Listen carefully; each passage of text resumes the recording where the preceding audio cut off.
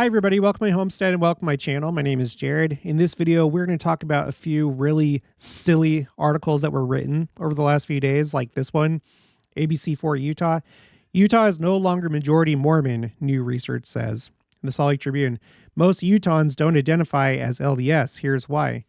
Fox 13, a majority of Utahns don't identify as Mormon, study says.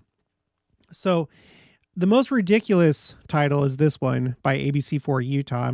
Utah is no longer majority Mormon, because that one especially, but all three of these would have you believe that some kind of threshold is being crossed, that this is like a momentous moment in Utah history where, oh my gosh, it's now no longer majority members of the Church of Jesus Christ of Latter-day Saints. And oh my gosh. And they even contradict themselves. It's like they portray it in this way while they acknowledge that it's not really true. This is what I mean. Okay. So there was an article, or there was a study that was recently published. This one right here. You can find this on Brill.com. Mormons are no longer a majority in Utah. Causes, consequences, and implications for the sociology of religion. This was published on the 21st of December, 2023. So what that paper did, or what that study did, is they did a survey based on Utah's 2020 census. And they gathered about, I think it was like 1,900 people. We're about to see in a minute, 1,900 people. And they were asking them, you know, what religion are you? What religion do you identify with? Okay. And so as you might assume, if you're looking at our church, we have people that are active, people that are less active, we have people that are inactive, and we have people that are excommunicated. So what do you think these different groups are going to answer when they're asked this question? People that are active are probably going to identify as members of the church. People that are inactive, and possibly some that are less active, may not identify as members of the church. And so based on this study, what they found was that 42% of Utah's population identified as members of the church, whereas 58% of Utah's population did not. Okay. And so they're looking at these numbers, and then they're saying, well, the church said that 66.44% of the population of Utah are members of the church. But what we found is that it's only 42%. Well, that depends on how you count it. It depends on these two things right here. The official church membership in Utah, according to church records, according to people that have been baptized in the church, compared to people who identify. This hasn't changed. If you go to the church's facts and statistics part of the website for Utah, they have 2,173,560 for the total church membership in Utah. The population for Utah, as of the 2020 census, 3.25 million. Okay, and so I put the numbers here. So I need to take that off. So here's the population of Utah. Here's the church membership in Utah. That's 66.44%. And then this study, okay, well, let's look at those who identify. Well, 42% of Utah's population identify as members of the church, and then 58% do not. But this right here hasn't changed. Nothing changed. 66% of Utah, 66.44% of Utah are officially members of the church.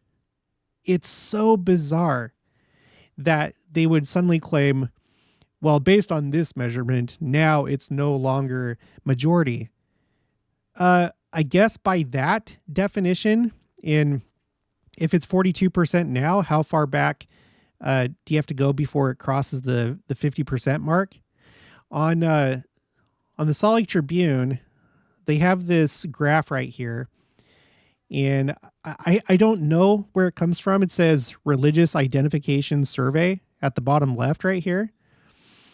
So I don't know if these are like the same people that it's like the same people that published this paper.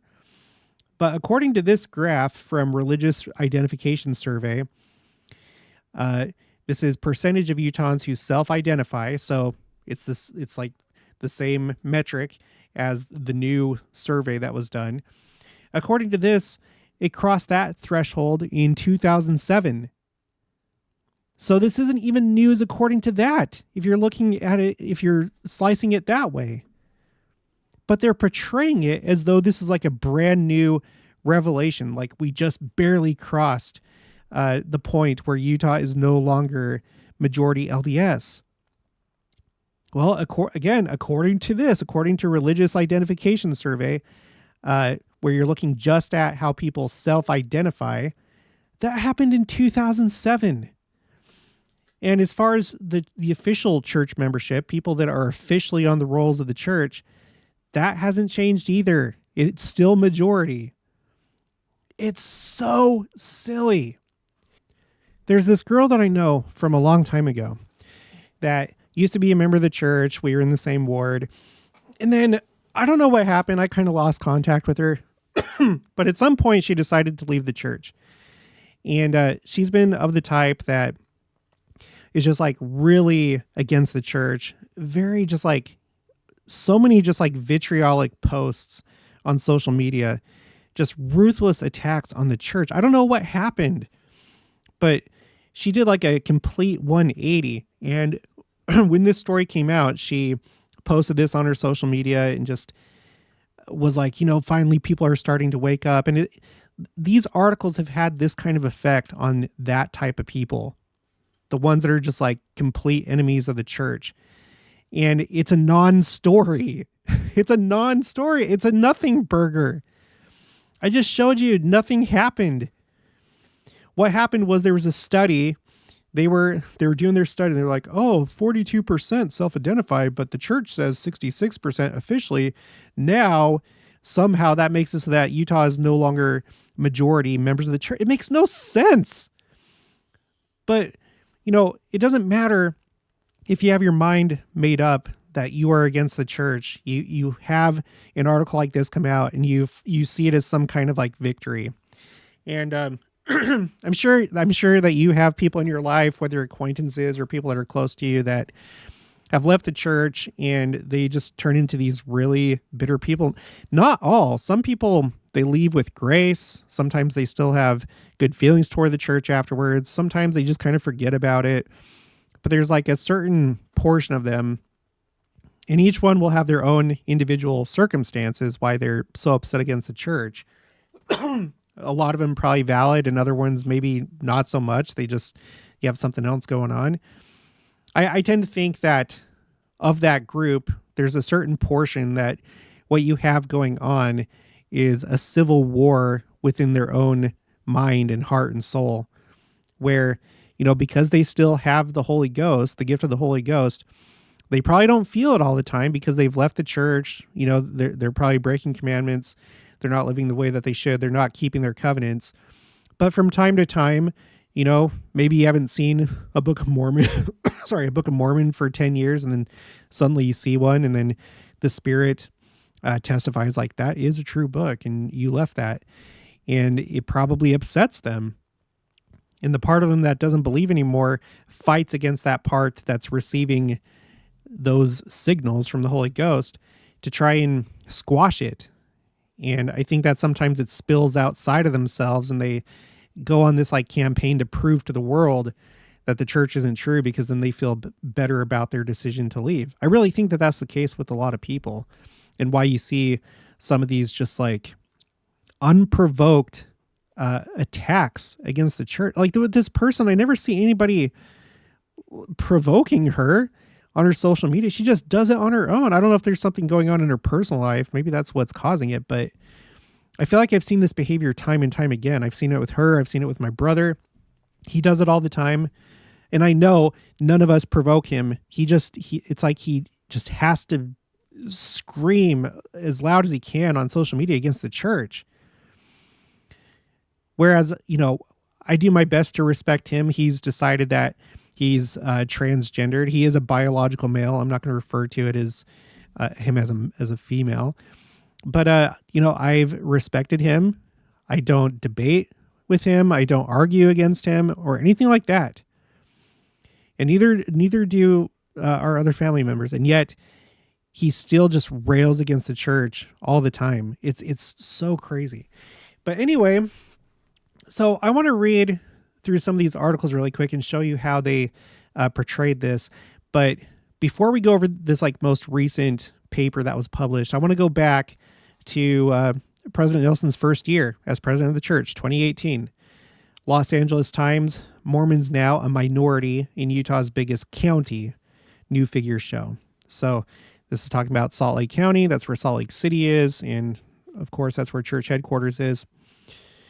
Reporting from Salt Lake City, fewer than half the residents of Salt Lake County belong to the Mormon Church, according to new figures that illustrate how Utah's largest county is becoming more religiously diverse.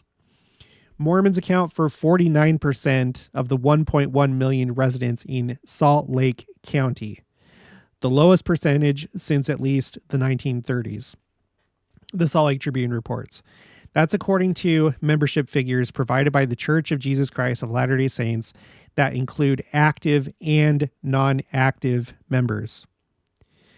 So the LA Times is going off of numbers that the church itself reports, and therefore comparing apples to apples and oranges to oranges, rather than the church's official numbers compared to self-identification numbers, which is nonsense. You have to compare apples to apples and oranges to oranges. Again, that's what the Salt Lake Tribune had here in its main picture, is you're comparing oranges to oranges, people that self-identify. From now, 42.5% going back to 2007, 49.9. That's comparing oranges to oranges. Okay, so Salt Lake County includes the state capital, Salt Lake City, which has long been more religiously diverse than Utah as a whole. But it also, but it also includes suburbs such as West Jordan, Sandy, and South Jordan that have traditionally been Mormon hotbeds. Quote, "The place is just becoming more diverse," said Pam Perlich, director of demographic research at the University of Utah's Gardner Policy Institute. Continuing, she says, it is not just that data set that is indicating it. There are many data sets showing that. End quote.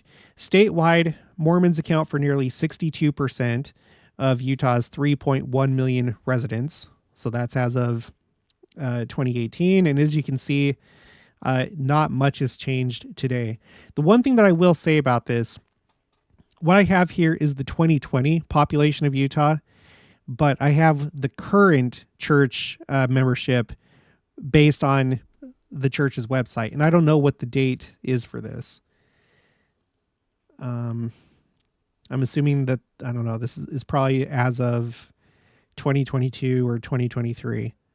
So this number in reality, as of right now today, may be a little bit different, but it's not going to be significantly different. It's going to be somewhere in the 60 to 66% range.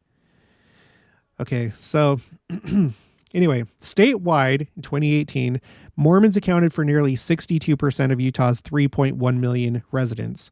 The number is also inching down as the state's healthy job market attracts non-Mormon newcomers from other places, which, by the way, I think is actually a good thing. You may see it as negative because it's like, oh, you know, you have more of those politics, those ideals, those worldly values coming into the state. But on the flip side, I've showed you this before in other videos. I have this spreadsheet where I've tried my best to track where the church has an official presence in the world, like officially countries that officially allow missionaries to proselyte within them, which is underneath this black row right here. Okay, all these countries in green. And then all the countries above this, we do not have a missionary presence, although we do in some cases have temples and we have meeting houses and stuff like that.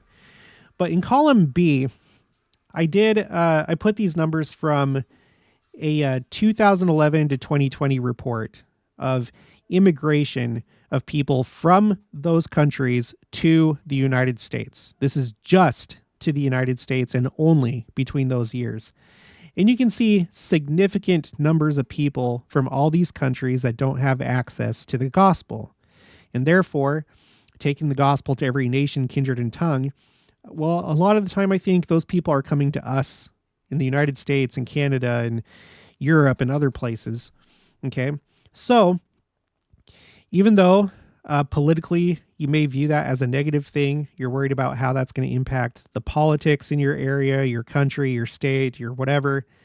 Yeah, that is valid. That's a valid concern. But as far as the gospel is concerned, it may be good for the people that are coming there. So if you have a lot of people moving to Utah from wherever, I mean, they're moving from a place with less members of the church to a place with more members of the church. In fact, 62% of their new state are members of the church in 2018. So that could actually be a good thing, and that could actually be part of hastening the work. I think that's one way to look at that. All right, continuing. The ongoing demographic shift could have widespread effects, including at the Utah legislature, where most lawmakers are Mormon. All 4 members of the state's congressional delegation belong to the Utah-based faith as well. The number of people who are devoted Mormons is probably even lower, said independent Mormon researcher Matt Martinick. He estimates about 40% of Mormons are active. If that's true, it would mean only about 24% of Salt Lake County residents are active Mormons. Okay, so here we're switching from the official church numbers to the self-identification numbers, or active versus less active, or whatever. All right, continuing. Martinick said the faith has struggled in urban areas. Worldwide church membership growth has decreased in recent years, with 2017 being the slowest in 80 years, according to Martinick's research. The number of convert baptisms in 2017 reached the lowest level in 30 years, he said, which we're going to look at some of that too. Now, he's like, I think this guy, he's like pro church. He's like a member of the church, I believe. That's why he's like tracking this stuff, but we'll talk about that in a minute. Salt Lake County is now one of 5 counties in the state where Mormons are at the majority, joining Carbon, San Juan, Summit, and Grand counties. The portion of Mormons in Weber County is also nearing that mark, down to 53%, the figures show. 2 mostly rural counties in northeast Utah have the 2 highest percentages of Mormons, Rich County, 84%, and Morgan County, 83%. And that's not really a surprise, is it? The difference between the urban world and the rural world. Because like when you look at the urban lifestyle and what cities are about, cities are all about when it all comes down to it, and you boil it down, cities are about the game of this life. Whether that's acquiring wealth, whether that's fame, whether that's pursuit of pleasures, that's where you go. You go to cities. That's where you find wealth a lot of the time. That's where you find fame and fortune and pleasures. Cities are essentially like, when it comes to civilization, that's where you go to for your wants, the things that you desire for yourself. Whereas rural areas, that's where you live, and you just have like the necessities of life. You're focused on just living off the land. You enjoy that lifestyle. You like working with your hands. You're not necessarily, and I know that like you're going to have people in rural counties that still have that kind of the same things, pleasure seeking and whatever. But it's just that in general, people that want that lifestyle gravitate towards cities, and people that aren't so concerned with that are more okay living in rural areas. And so therefore, you're going to have more genuine people, I think, people that aren't caught up in the game of life, people that are not necessarily materialistic, that will more tend to gravitate toward rural areas. So it makes sense, you know. That's been like an issue for the entirety of the history of our world, is those kind of things found in cities are the type of things that will draw you away from your covenants and from the Lord. You know, when you're working on your house and your life and your possessions, and, you know, you're just living the game of life. So I just wanted to make that comment really quick. Okay, that's it from that article. Now let's see what ABC4 Utah decided to publish, and it's really silly because you have this title: Utah is no longer majority Mormon, new research says. Again, according to that standard, those who self-identify, that's not news. That happened in 2007, and the official church numbers are still the same. It's still like 60% of the state, so nothing has changed. But okay, Utah is no longer majority Mormon. Okay, very, very good. Okay, Salt Lake City, ABC4. Since Utah became a state in the late 1800s, most of its residents have been members of the Church of Jesus Christ of Latter-day Saints. But according to a new study, Utah isn't majority Mormon anymore. Oh, you don't say. Well, I just figured out that nothing's changed. ABC4 Utah. A paper published this month in the Journal of Religion and Demography estimates that the percentage of Utahns who identify as members of the LDS Church, otherwise known as Mormons, which ABC4 Utah, you should know that we prefer to go by the Church of Jesus Christ of Latter-day Saints or members of the LDS Church, but okay, keep calling us Mormons, is about 42%. 42% who self-identify.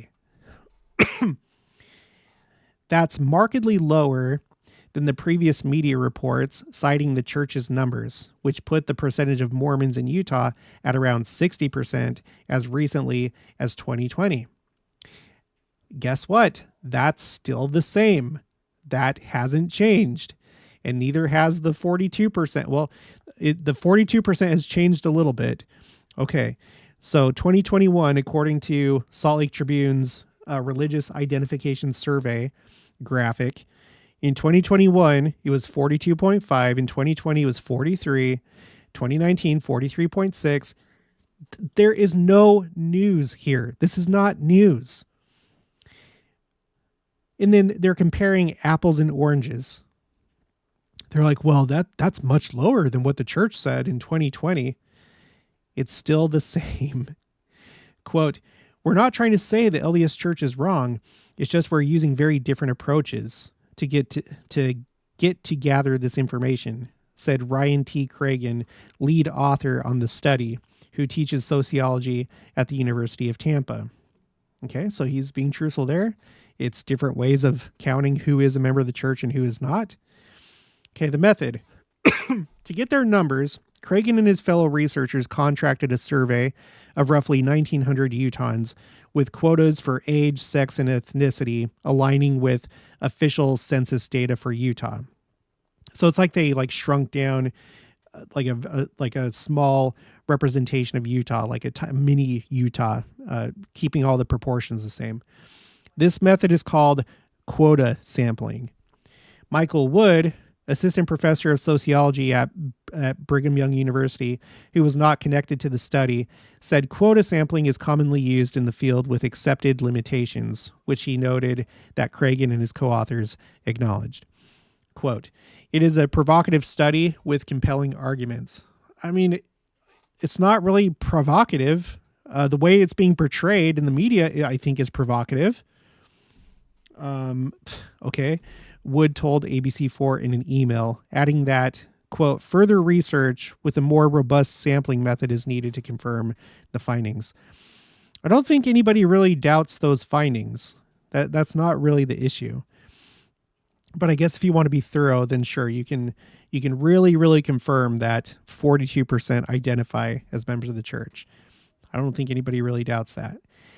In the survey, which was conducted in the summer of 2022, The nearly 2,000 participants were asked a variety of questions, and among them as how they identified on religious grounds. Initially, Cragen and his fellow researchers weren't interested in religious self-identification, but rather how Utahns thought about science. But when the researchers got the results on religious self-identification, they were surprised. Quote, "It seemed like a newsworthy little finding for us because we actually have data to show the state is not actually majority Mormon anymore," Cragen said.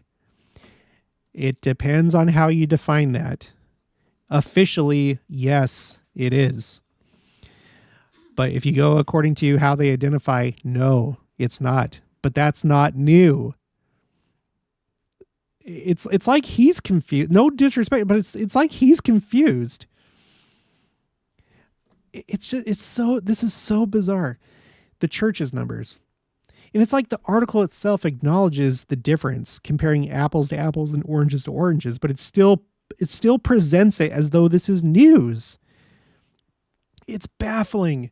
According to the paper, the figures released by the LDS Church are not reliable for the purposes of determining the percentage of Utahns who actively identify as Mormon. Yeah, you're right. They're not.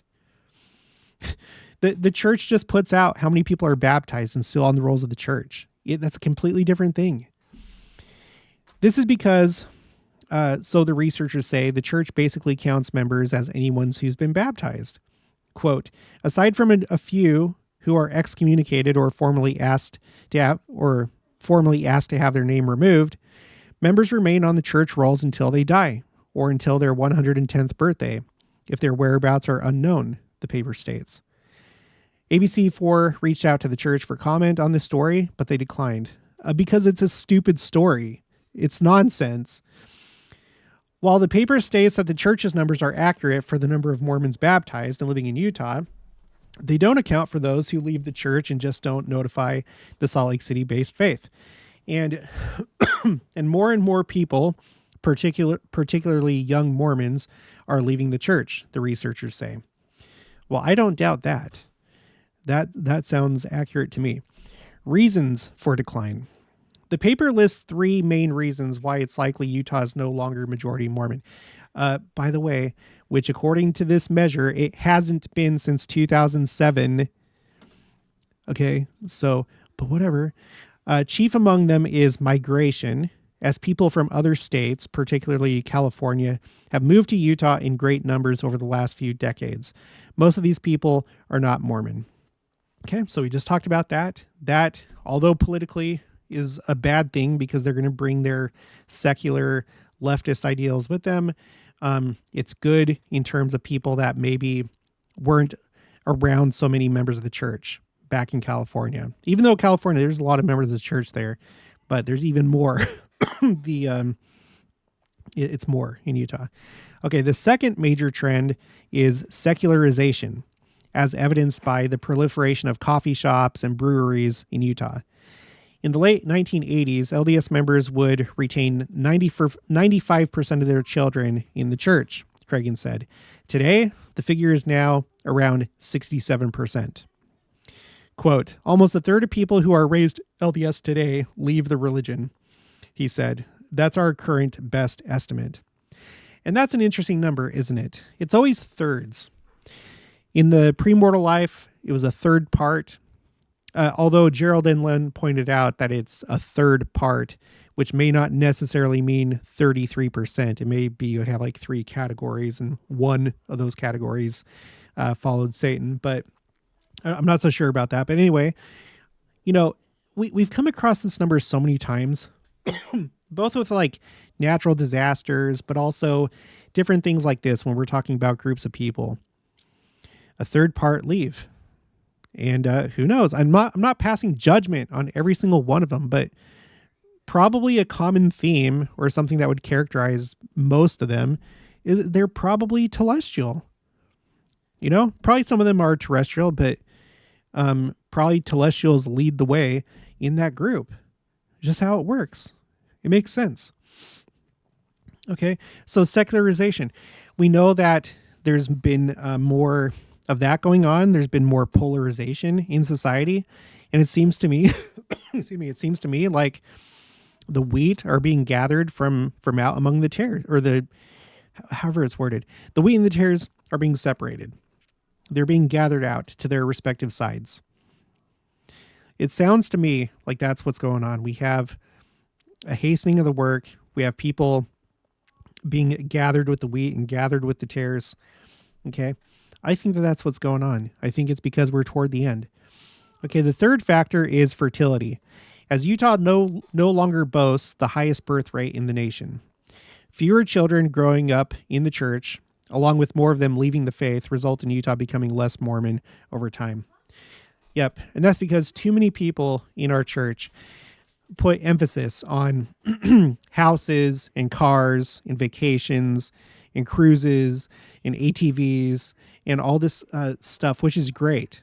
It's great if you can do that, but not if you're sacrificing having children so that you can please yourself and so you can improve your status among your family and friends and like keep up with the Joneses and with your brothers and sisters and cousins and stuff like that. Unfortunately, the church has always promoted education, and that's good. I think that the majority of people should go to college. I don't think it's necessarily for everybody. Some people can succeed far beyond without having to go to college. But I think the other side of that is that some people have, and it's definitely helped the church out. The church is pretty educated. I would say our membership compared to other churches and other populations are probably more educated and more wealthy, or on the wealthier side. But that can come with some pitfalls. And one of them is the birth rate and feeling the pressure to conform to everybody else around you. Okay. He noted that the secularization trend currently underway is self-reinforcing. Quote, as the percentage of LDS declines, it becomes easier for people to leave, Cragen said.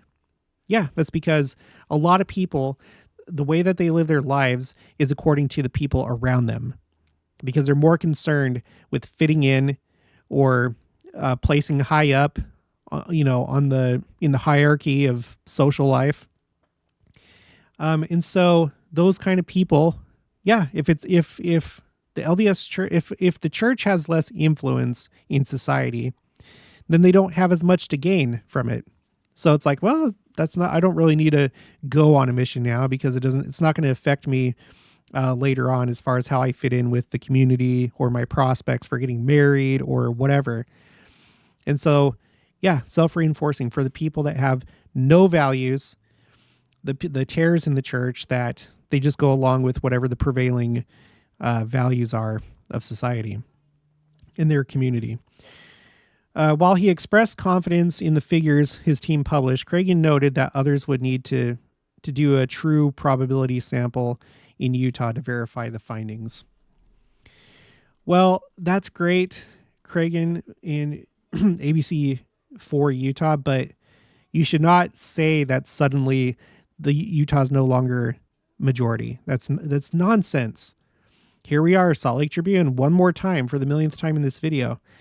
That happened, if you go by self-identification, in 2007. That's when the news broke out. 2007. You're a little bit too late. And then as far as the percentage, like the official church percentage, the official numbers, that hasn't changed. Okay, Salt Lake Tribune. Ask Utahns and they will tell you the signs have been there for years. Longer waits for Sunday brunch. So in other words, people starting to break the Sabbath. A proliferation of coffee shops and brew pubs. Bustling tattoo parlors boasting names like Painted Temple. Very nice. Religion's declining role in Utah society. Of all the religions included in the survey, the LDS Church had the highest retention rate of its young people. Tempering this achievement is the finding that at just under 70%, this rate still represents, Gohl said, a decline when compared with the 1980s. For those who leave the church, meanwhile, the study shows the destination is rarely another religious community. Instead, Decoupling from the faith, at least in Utah, usually results in abandoning organized religion generally. It's probably because of the secularization. Like, church, religion doesn't matter so much anymore to people. There are other signs, Gohl said, that religion simply doesn't hold this way it once did in Utah over individual and societal values, behaviors, and practices. She noted that according to a Deseret News/Hinckley Institute of Politics poll, 72% of Utahns today support same-sex marriage, despite the LDS Church's steadfast opposition to it. Quote, this suggests that sources of moral authority outside of traditional LDS church teachings on sexuality are influencing people's opinion on this topic. And hence, President Nelson has talked about where we go to our sources for information and who influences us on social media or elsewhere. There's too many people listening to these people promoting the philosophies of men that do it in tricky ways, just like these articles that, oh, now Utah's no longer LDS majority. It's nonsense. Oh my gosh. It's like a boost for people that are already against the church. That's what this has accomplished. It hasn't reported actual news. The actual news is that there was a study done. It confirmed what was already known, and nothing has changed. That's the news. There was a new study, and they saw the same thing. Okay, this section's called Not Surprised at All. This is the most honest thing that we're about to read. Matt Martinick, an independent researcher who tracks church movements for the websites Camorra.com and LDSchurchgrowth.blogspot.com, said he was, quote unquote, not surprised at all by the finding that 42% of Utahns self-identify as Latter-day Saints. But he pushed back against the idea that this represents some great departure from the past. Quote, roughly speaking, now this is maybe the most important part of this video. Listen up. Roughly speaking, about 1/3 of the population of Utah are active Latter-day Saints. 1/3 are inactive members, and 1/3 are not members. This has been a long known fact about Latter-day Saints in Utah. So if you're familiar with percentages, a majority is over 50% and a minority is under 50%. So it's always been the case, more or less, that 1/3 or 33% has been active or self-identifying as members of the church. That's generally been the case according to his research. It's not new. Had the same survey been repeated every year for the past century, he said, the largest percentage of respondents to identify as Latter-day Saints would have likely peaked at 52% in 1977, the year with the highest percentage of Latter-day Saints in Utah within the past century. Quote, so saying that Utah is no longer Mormon majority is misleading. Yeah. Yes. Bravo.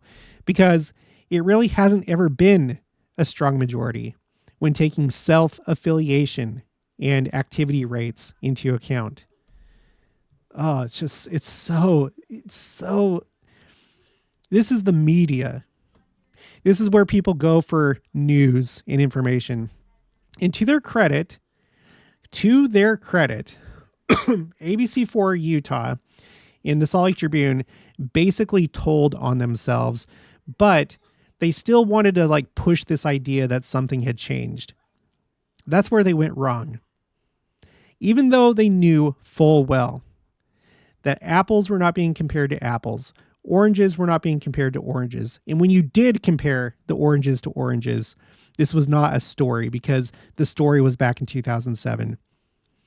They still portrayed it as though this was something news, like this was some type of noteworthy thing to take note of. It's oh my gosh.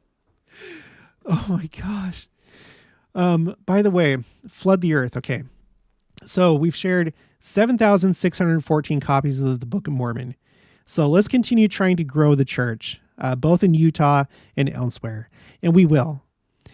There's been 832 people that have joined the challenge. We're trying to get to 1,000.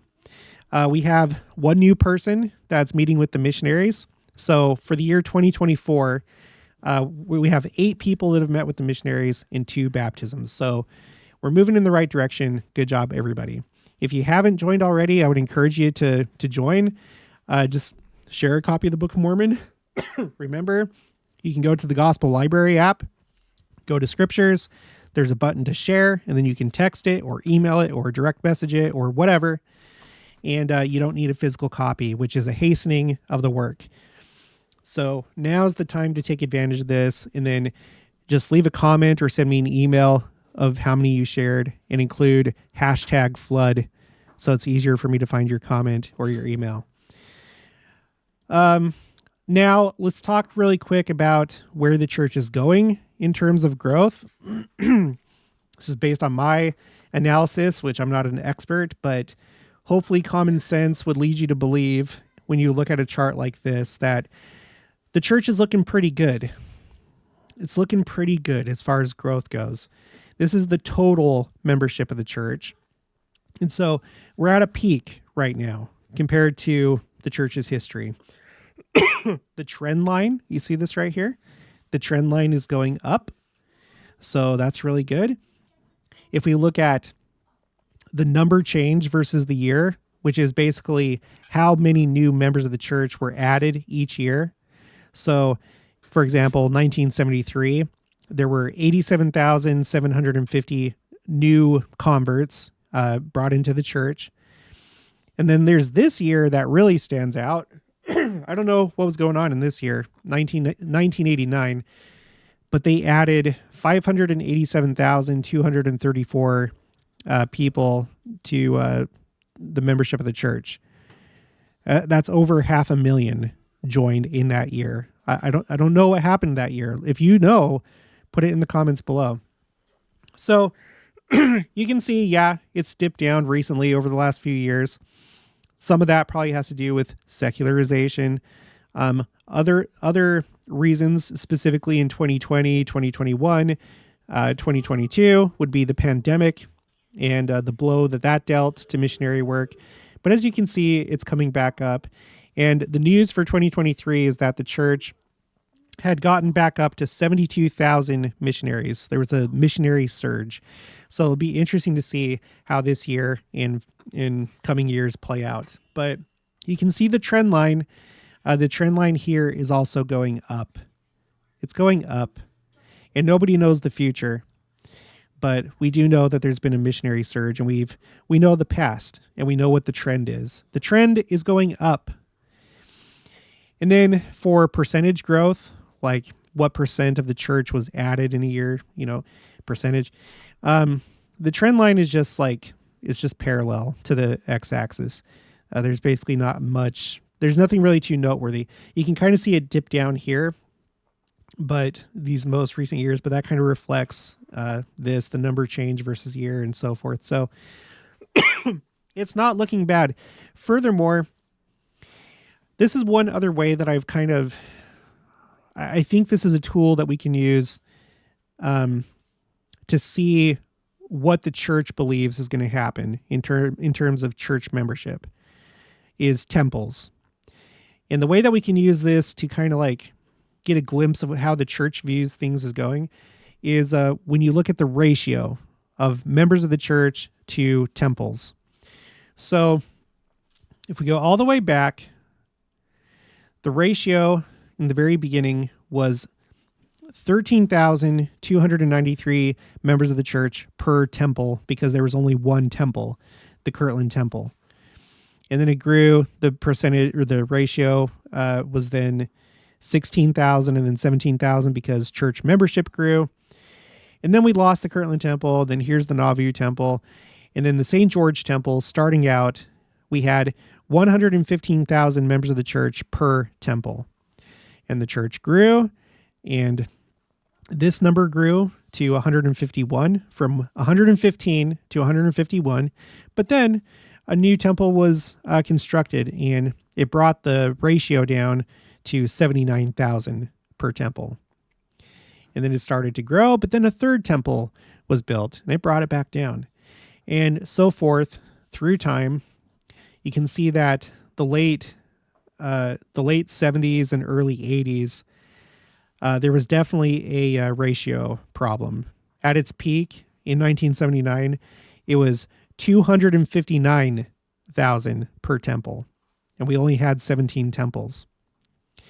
But then more temples were constructed, okay, and then it started to climb back up to almost the 200,000s in the late 90s. But that was the time of Gordon B. Hinckley, and he announced a lot of temples. He was the record holder during his time.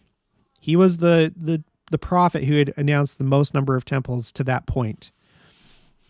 And once those temples were constructed, it brought the ratio down. It brought it from almost 200,000 down to the low 100s. Okay? And it's, excuse me, the ratio has stayed in the low 100s for ever since 2000. In fact, when we get to 2019, it actually goes down below 100,000. And so for the last few years, we've been in the high 90s. So you would think, okay, so we're doing pretty good as far as like, you know, enough temples for people and just generally, like if we're just looking at ratios, it looks like it's pretty good. But what's been happening over the last few years? President Nelson has been announcing even more temples than President Hinckley. He now holds the record. And so the total number of temples that are in operation, announced, and under construction is 335. That is a lot. So the ratio, as of, like, if you're using 2022 numbers, 17 million, excuse me, 17 million members of the church. If the church stopped growing and it was just at this, then it would bring it all the way down to 50,000 members per temple. Now, remember, there is some kind of ratio. There's some kind of standards or numbers that the church uses when determining if they're going to build a new temple. I don't know what those standards are. I don't know what the key metrics are. It probably has to do with Melchizedek priesthood holders and participating adults and stuff like that. Probably something similar to the numbers that they use when determining to create a new stake or a ward. Because you may look at this and be like, wow, 50,000 people per temple, that's still quite a bit. Like that's enough people to run a temple. I don't know that it is, because some of these people are babies. Some of them are children in the primary. Some of them are less active. Some of them are inactive. Some of them are only old enough to do baptisms for the dead. Some of them are active, but they can't work as a temple worker because of their schedule. So I don't know what the ideal ratio is, like the minimum number of people to have a functioning temple. I don't know what it is. But what I do know is what the average has been. And so for the entirety of the church, the average ratio is 127,154. That's the average. So I'm going to assume that that's like typically what the church would want as far as like members per temple. So what I did is first, I took this last year, 2022, where we had 97,000 people per temple. Let's say that maybe that's what the actual goal is 97,000 people per temple. So if that's the case, if you add all the additional temples that are under construction and announced, and if those suddenly became temples and you wanted operating temples and you wanted to keep that same ratio, the ratio as of 2022, then that would mean that church membership would have to be 32,547,595. So 32.5 million. Almost double what it is right now. in order to maintain this ratio. Okay. Now, if the church wants it to be more like the average, which has been 127,000, let's plug that number in. If that's what the goal is, then the church would have to be more like 42.5 million. Well, no, more like 42.6 million. So this tells me that they feel pretty confident that church membership is going to grow, and it's going to grow by a lot.